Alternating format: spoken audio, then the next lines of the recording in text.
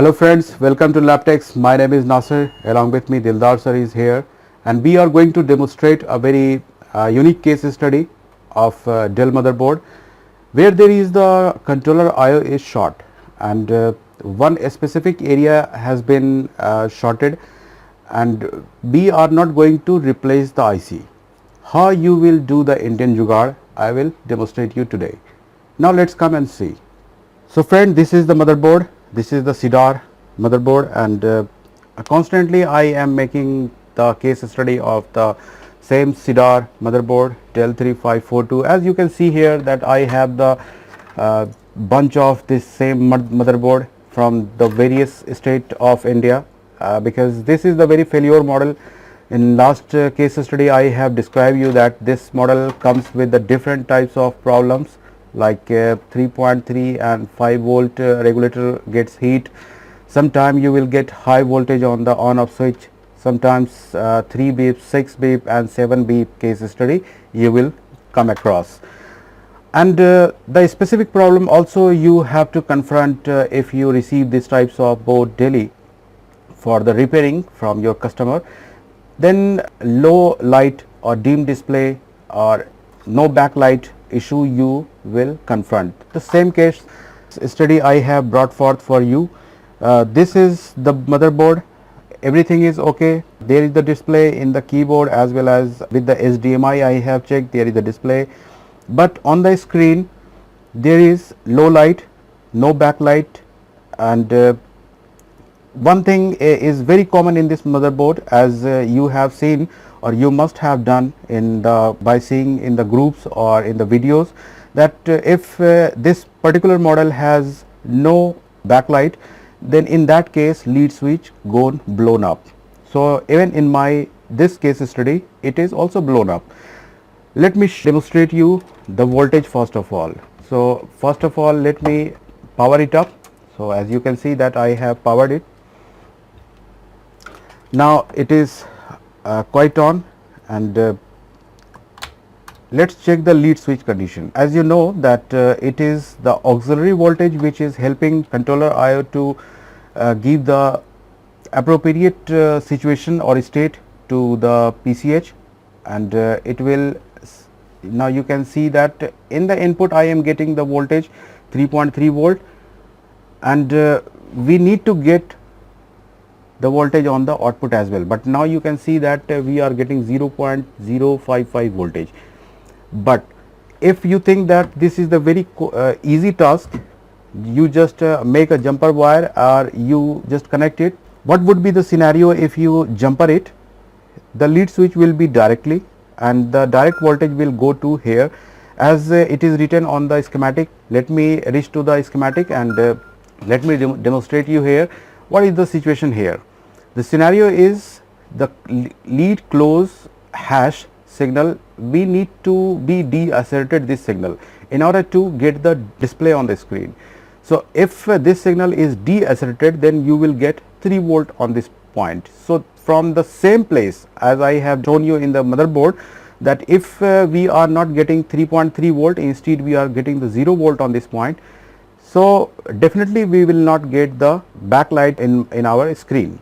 So what you have to do, you have to make a jumper wire and manageable work. This is called Indian jugaad, and you can reach the voltage to the lead close hash. If we want to reach the requirement this voltage, the lead voltage to the controller IO, then we need to deassert the lead close signal, because this is the lead close hash. If you want to know more about the which signal need to be asserted and which signal need to be deasserted, so this is the very important role in the laptop repairing point.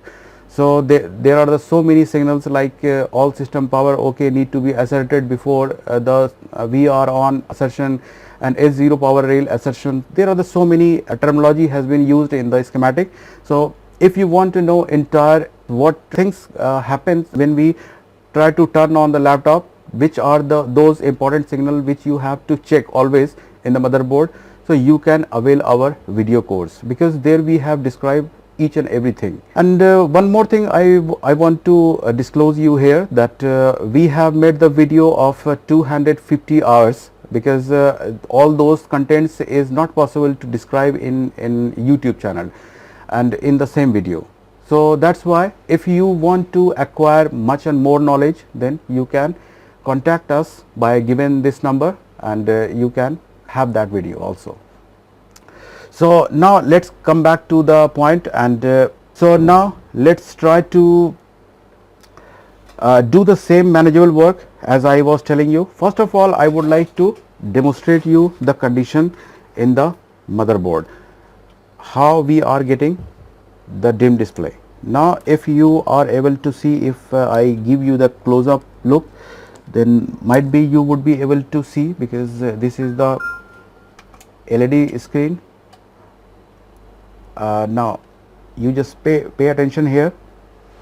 The Dell was written over there. Once again, let me show you. See it once. The Dell would be written here. The Dell has come and gone out. Now the things are written over here if you see closely. So it is dim as of now. The situation I have described you, that we are not getting the lead voltage here. So now you can see once again.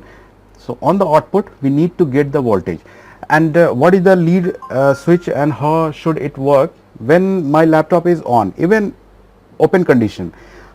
As soon as I touch a magnet field, so what does happen when we close up this magnet to the lead switch? It assert the lead close hash signal, and it pull up from the controller IO, and then your this signal allow to motherboard to go in the sleep mode.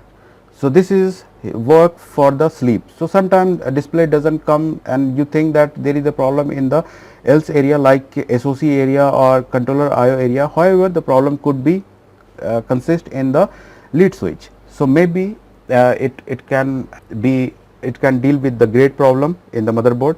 So you have to be very careful by at the time when you check the lead switch. If I connect a jumper wire from here to here, input to output, then what will happen? My laptop will never go in the sleep mode. Even if you set the time for the sleeping, or when you by the screen panel lead, if you want to send your laptop into the sleep mode, but it will not go because you have jumpered it. So it is a switch like N channel and P channel MOSFET, but the P channel and N channel MOSFET is required a gate voltage, the threshold voltage, then it get on and off. But now in the lead switch, the switching is the magnetic field. Now we are going to do some manageable work, as usually there are so many cases we have received with the same condition. So I have jumpered it with my tweezer, and now let me. Now the situation you have seen here, that it has restarted, but despite the display is not coming over here. So with the help of this only, you cannot get back your display. So one thing I would like to show you in this motherboard, why I was telling you this is the very unique and interesting case. Without making a jumper wire, let me show you that what is the condition of controller IO. It is in Fahrenheit. Let me set it in degree Celsius mode. Now you can see this is the environment temperature, 31.9 degrees Celsius, and on controller IO it is 35. A little bit it is getting heat. So let me do one thing. As soon as I connect this lead switch input output pin, now you can see 37.2, gradually it is increasing. Now you can see 39. So it is heating up. Also you can observe on the power supply that when I leave this jumper, then you can see the temperature, the 500 something it is going on. As soon as I connect it, now you can see that 800 something is taking up. Now you can observe it. So my controller IO is start getting heat up when I connecting this jumper from input to output on the lead switch. as we were discussing, me and Dildar sir was discussing that what could be the reason in this condition, in this scenario, that our controller IO has gone and there is no chance to save this, because without lead switch I think the display cannot come on the screen.